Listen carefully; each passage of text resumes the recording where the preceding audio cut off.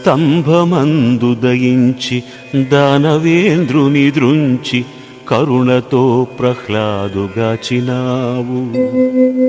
మకరిచే జిక్కి సామజము దుఃఖింపంగ కృపయోచి వేగ రక్షించినావు.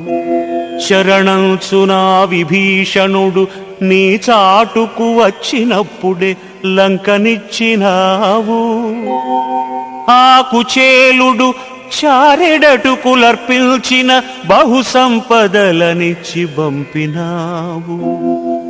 వారి వలె నన్ను పోషింపవశముగాదే ఇంత బలపక్షమేల శ్రీకాంత నీకు.